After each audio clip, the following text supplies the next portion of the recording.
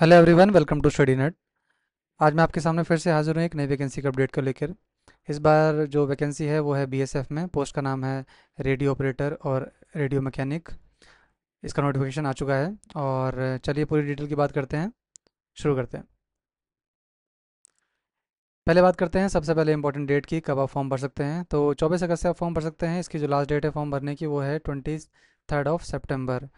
Correction की date है 24 से 26 अगस्त तक। अगर आपकी कोई भी करेक्शन करनी है, अगर आप में फॉर्म भरते हुए कुछ गलती हो गई है, तो आप 24 से लेकर 26 अगस्त तक उसको करेक्ट कर सकते हैं। उसके बाद विंडो क्लोज हो जाएगी। तो ध्यान से आपको फॉर्म भरना है।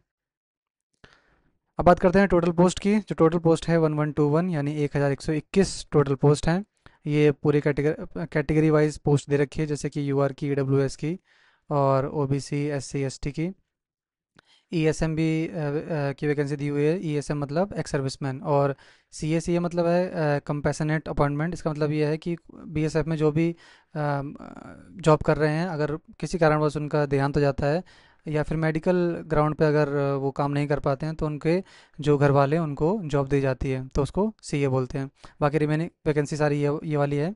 और डिपार्टमेंटल वैकेंसी भी है, जो बीएसएफ में पहले से वर्किंग है उनके लिए भी वैकेंसी दी हुई है। तो टोटल आरओ के लिए वैकेंसी है 910 और आरएम के लिए वैकेंसी है 211। तो टोटल वैकेंसी बनती है 1121। इसके अंदर पूरा आप देख सकते हैं। आगे बढ़ते हैं। एजुकेशन क्वालिफिकेशन की बात करते हैं। तो बहुत ही सिंपल शब्द में आपको बताता हूँ। आरओ के लिए या फिर आरएम के लिए एक ही जो एजुकेशन क्वालिफिकेशन है। अगर आपने 12th किया है पीसीएम के साथ, फिजिक्स केमिस्ट्री के साथ, और 60% आपके मार्क्स हैं, तो आप फॉर्म भर सकते हैं। अगर आपने ये नहीं किया है तो इसके अलावा अगर आपने 2 इयर्स का डिप्लोमा, आईटीआई डिप्लोमा कोर्स किया है और स्पेसिफिक ट्रेड के अंदर, तो भी आप फॉर्म भर सकते हैं। तो यानी या तो आपने 12th किया होना चाहिए 60% मार्क्स के साथ पीसीएम के साथ, या फिर आपका आईटीआई होना चाहिए, तो आप फॉर्म भर सकते हैं। एग्ज़ाम डेट की बात करते हैं। अभी कोई एग्ज़ाम डेट नहीं आई है, लेकिन जहाँ तक अंदाज़ा है नवंबर या दिसंबर में एग्ज़ाम होने के बिल्कुल बिल्कुल चांस है। फ़ीस की बात करते हैं। ज़्यादा फीस नहीं है। जनरल, ओबीसी, ईडब्ल्यूएस के लिए 100 रुपये प्लस आपके 50 रुपीज़ सर्विस चार्ज लगेगा। और एससी, एसटी, फीमेल बीएसएफ में जो जॉब कर रहे हैं या फिर एक्स सर्विसमैन के लिए कोई भी फ़ी नहीं है। अब सबसे इम्पोर्टेंट एग्ज़ाम पैटर्न की बात करते हैं। तो फर्स्ट फेज़ की बात करते हैं। फर्स्ट फेज़ में ये मान लीजिए पॉइंट 1 है। इसमें आपकी हाइट, चेस्ट और वेट दिखी जाएगी। मैन की बात कर लेते हैं। मैन के लिए 168 सेंटीमीटर हाइट होनी चाहिए। और इसके अंदर रिलैक्सेशन भी दिया गया है 3 सेंटीमीटर के लिए, जो कि हिल एरियाज़ में रहते हैं, जैसे कि गढ़वालीज, कुमाऊनीज, गोरखास, या पूरा पढ़ सकते हैं। और फर्दर 5.5 सेंटीमीटर की छूट दी गई है, जो कि एसटी ट्राइब से आते हैं, जैसे कि आदिवासी या फिर मीज़ोस या फिर नागास को भी अलग से छूट दी गई है। चेस्ट की बात करते हैं। आपकी 80 सेंटीमीटर चेस्ट होनी चाहिए बिना फुलाए, और फुलाने के साथ 80 सेंटीमीटर चेस्ट होनी चाहिए। और बाकी रिलैक्सेशन भी दिया गया है, जैसे कि हिलेरियस को और या फिर आदिवासीज को छूट दी गई है। वेट की बात करते हैं। तो वेट आपके हाइट के अनुसार होना चाहिए। अब वुमेन की बात करते हैं। तो वुमेन के लिए जो नॉर्मल एज होने हाइट होनी चाहिए वो है 157 सेंटीमीटर। और रिलैक्सेशन दिया गया है जैसे कि पहले जैसे मैन में था, हिल एरियाज़ में जो जैसे कि गढ़वाली, कुमाऊनीस, हिमाचली, इन सबों को छूट दी गई है। और बाकी जो आदिवासी हैं उनको भी उनकी हाइट होनी चाहिए 154 उनकी हाइट होनी चाहिए।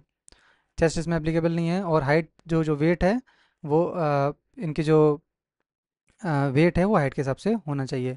ये आरएफआईडी के थ्रू पूरा जो पीएसटी और पीईटी होगा। आरएफआईडी मतलब रेडियो फ्रिक्वेंसी, एक वो होता है मेजरमेंट, जैसे कि चिप लगाई जाती है, उससे सारा आपका रनिंग वगैरह चेक किया जाएगा। फर्स्ट फेज़ में सेकंड पॉइंट की बात करते हैं। इसमें आपकी रेस होगी, लॉन्ग जंप रेस होगी, आपकी लॉन्ग जंप होगी और आपकी हाई जंप होगी। तो जो आपकी रेस होगी, मैन के लिए बात करते हैं, तो उनको 1600 मीटर भागना होगा 6.5 मिनट में। और लॉन्ग जंप करनी होगी 11 फीट की, और हाई जंप करनी होगी 3.5 फीट की। वुमेन की बात करते हैं, तो इसमें आपको 800 मीटर भागना होगा 4 मिनट के अंदर। और आपको 9 फीट आपकी लॉन्ग जंप करनी होगी आपको, और 3 फीट आपको हाई जंप करनी होगी। दोनों के अंदर आपको तीन तीन चांस दिए जाएंगे। ओके। तो अब बात करते हैं एग्ज़ाम पैटर्न में जो आपका सीबीटी होगा, कंप्यूटर बेस्ड जो आपका टेस्ट होगा, उसकी बात करते हैं। टोटल आपके 100 क्वेश्चन आएंगे। आपका 200 नंबर का मार्क्स होगा।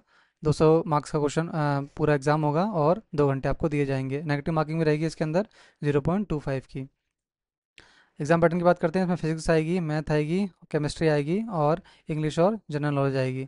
फिजिक्स आएगी आपकी, फिजिक्स के आपके 40 क्वेश्चन रहेंगे, मैथ्स के आपके 20 क्वेश्चन रहेंगे, केमिस्ट्री के 20 क्वेश्चन रहेंगे, इंग्लिश और जनरल नॉलेज मिला के आपकी 20 क्वेश्चन रहेंगे। हर किसी को दो दो क्वेश्चन, हर एक क्वेश्चन का 2-2 मार्क्स है, तो ये आप देख सकते हैं। तो टोटल आपके हो गए 200 मार्क्स हो गए और 100 क्वेश्चन हो गए। और लास्ट में डिक्टेशन और पैराग्राफ रीडिंग भी होगा। ये सिर्फ आरओ के लिए होगा, यानी रेडियो ऑपरेटिंग के लिए। जो रेडियो रेडियो ऑपरेटर हैं, उस पोस्ट के लिए सिर्फ ये किया जाएगा। एज की बात करते हैं तो जनरल और ईडब्ल्यूएस के लिए 18 से 25 आपकी एज होनी चाहिए। ओबीसी के लिए 18 से 28 और एससी एसटी के लिए 18 से 30 आपकी एज होनी चाहिए, तो फॉर्म आप भर सकते हैं। तो ये थी पूरी इंफॉर्मेशन अबाउट आरओ और आरएम के लिए। ऐसे ही मैं इंफॉर्मेशन लेके आता रहता हूँ वैकेंसी के बारे में। अगर आपको वीडियो अच्छी लगी है तो लाइक करो, चैनल को सब्सक्राइब करो। मिलते हैं नेक्स्ट वीडियो में। Bye bye.